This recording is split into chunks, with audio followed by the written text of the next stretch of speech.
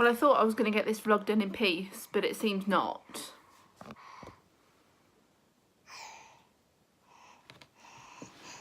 Do you want to be in this vlog? Yeah? Do you want everybody to see you? Yeah? Yeah? Oh, that's good. Say hiya. Say hiya. Today I wanted to talk a little bit about anxiety because it's a huge problem for myself, and I know that there's many others out there that are probably suffering from the same thing. Anxiety as a mother and how it affects my day-to-day life, really. It all started for me when I had Oliver back in August 2017.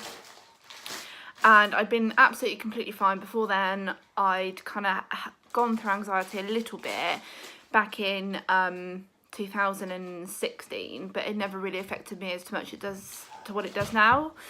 I had a really traumatic birth with Oliver, and that set me back completely when it basically ended in an emergency C-section, and it just kind of all went wrong, really. So I was meant to deliver normally and everything was going absolutely fine. I was dilating well, as I should be, and it got to the stage where I had to push, and every time I pushed he was getting twisted inside me, and no matter how many times I pushed, he was just literally doing a 360, whereas he should have just been coming straight out. So they took me to theatre, and basically he was going to be delivered by forceps, but that didn't work either. So they basically just had to do a cesarean, but I had to be put to sleep. So that was something that I didn't really cope with very well, because I wanted Adam to obviously witness Oliver being born, which he couldn't do. And there was just a lot of complications that I could go into detail, but I won't, because I've never really spoken about it with my family, and they don't know how much of an issue it is to me. So basically, when Oliver was born, I didn't resent him, because no, that's not very fair to say. I didn't resent him at all. I just couldn't bond with him as normally as I probably could have if he'd have been born naturally. I guess I kind of had a bit of resentment for myself, that I thought that I'd failed almost, because you hear so many positive stories about babies being born and how people were only in labour for 3 or 4 hours and then the baby just came normally, whereas me, I was in labour for 27 hours and an hour pushing, and it obviously didn't work. So for me, it was a kind of a big failure that I'd failed. I couldn't deliver Ollie as normal as I wanted to, and it just was a bit of a failure for me. So from that day onwards, I did have a good bond with Ollie in the beginning, and you know, obviously he's my son and I loved him and all this, that and the other. But every time I kind of took him out in the car, I kind of, in the back of my head, I never mentioned it to anybody, but in the back of my head I kind of thought, well, is he going to resent me when he's older, you know, for the fact that I couldn't give him the best start in life? You know, I couldn't breastfeed him either because I was obviously put to sleep, so it took me ages to come around from the anaesthetic, and then I was put into a recovery room afterwards where all my family had to be with me. So you know, would he resent me when he was older for what happened, and the fact that when he first came out he wasn't breathing for 7 minutes? So yeah, that was kind of that, really. So that was a bit of a shock to the system for when it all kind of, I thought it was going to go all swimmingly. For me, my anxiety first started when I sort of had to kind of break the process of leaving Ollie with someone, not Adam, because, you know, obviously, you know, I trust him with my life and whatnot, but it was kind of more of the fact of leaving him with somebody that I wasn't that comfortable with. You know, I left him with my mum, and that was absolutely fine because I knew he'd be fine as well. But it was still that sense of leaving him, and, you know, the guilt that I'd gone through when I was giving birth, you know, and I obviously didn't want anything to happen to him. Not that it would, I know absolutely it wouldn't, and I trust my mum and everything like that. But still, for me, even now, like, the complete sense of leaving him with someone fills me with absolute dread. Like, I work 1 day a week, which, you know, is lovely, and I'm grateful that I only have to work part-time, But still, it's the sense of every morning getting him ready to go and be with my mum for the day, and he enjoys it. You know, it's brilliant for him, but it's me. I have a very hard time letting go.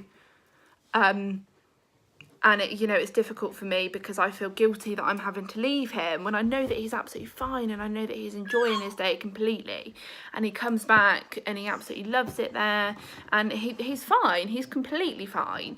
But again, it's me, you know, I have it just kind of fills me with dread, and I feel almost like something is completely sat on my chest, and it's a real great big hard feeling. Of the unknown, I suppose. And if anything did happen, which I know it wouldn't, but if anything did happen, I know that my mum would 100% know what to do, and you know, she'd ring me straight away, obviously.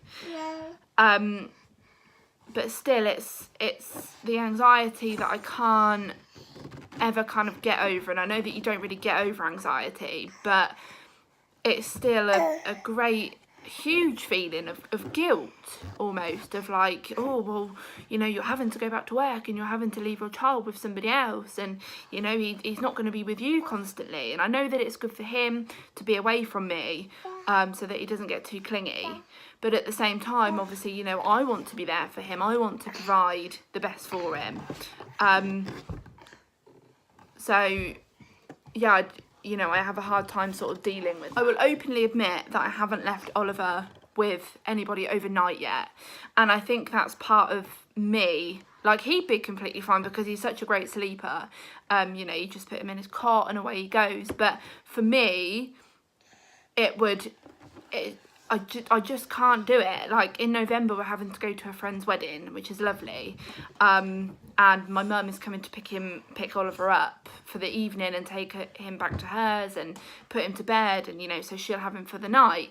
And for me, I'm having a real hard time with coming to terms with that, and you know, having to leave him. And some might say, oh, you know, you need to leave him for you and for him, you know, it'll be really good for him. But I don't think anybody kind of understands that, you know, it is difficult for me. And ow, can you not? For me and for my anxiety. I knew I should have done this vlog in peace. So getting back to my point, you know, about Oliver staying away from me and such, it will be so good for me to have done that once. And I know that he'll be absolutely fine, and my mum will take such good care of him. But again, it's the anxiety inside me that is eating up away at me, basically saying, oh, you're such a bad person for leaving your son overnight when he should be with you. And you know, I just can't. I've never been able to kind of deal with that. I don't know why. I don't know what it is. You know, in my eyes, I feel like he should be kind of with me 24/7, which, you know, obviously isn't great for me. But at the same time, you know, he needs to understand that he has to be away from me. I had to stop filming because all of a sudden I noticed he's climbing on the bookshelf. Get down! Touching up on normal day-to-day anxiety, some days I feel like I just completely can't leave the house, and I know that there'll be hundreds of others that are with me on this one. Sometimes I just feel like I can't leave the house, you know, and that I've failed already because I've got out of bed and I've got this feeling of, oh my God, like I don't want to do anything. And I don't even know why. It's like, it feels like somebody is like sat on my chest and I just can't shift the feeling. Currently being attacked, you know, and I just can't shift this feeling, and then I feel guilty because I haven't done anything with Oliver, you know, and I just wish that there was something that can almost like shift the guilt. I guess for any normal anxiety sufferers, that's exactly the same as what I feel. You know, and to kind of get myself out of those moods, I put on some good music, and you know, I actually force myself to leave the house. And to my friends and family that know me and think, oh, hang on a minute, she's not like this, I do hide it very well.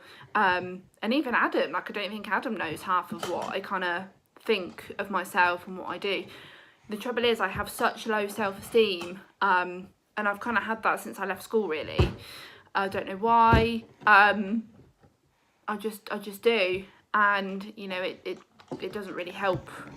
Now that you've had a baby, there's just so you just look at life in such a different perspective, and obviously the child that you're looking after is completely your number one, and you have to put everything on hold for them, and you kind of have to put everything first for them.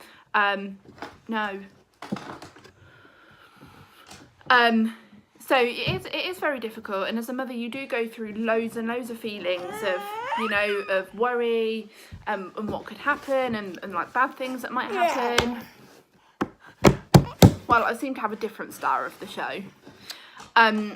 So, you know, we do have it hard as mums, and, you know, to put it out there, it is difficult to do it on your own. So I do take my hat off to, you know, all the single mums, because I do find that having somebody to bounce off completely helps. You know, if you just kind of share your feelings with one another, it really does help. And, you know, I'm so thankful that I've got Adam, who is completely my rock. You know, and it's just great to have somebody to have a conversation with at the end of the day, even if it's just about silly things. So yeah, that's kind of my take on anxiety, really. You know, people have said perhaps you should go and seek doctor's help, and I did seek doctor's help back when I very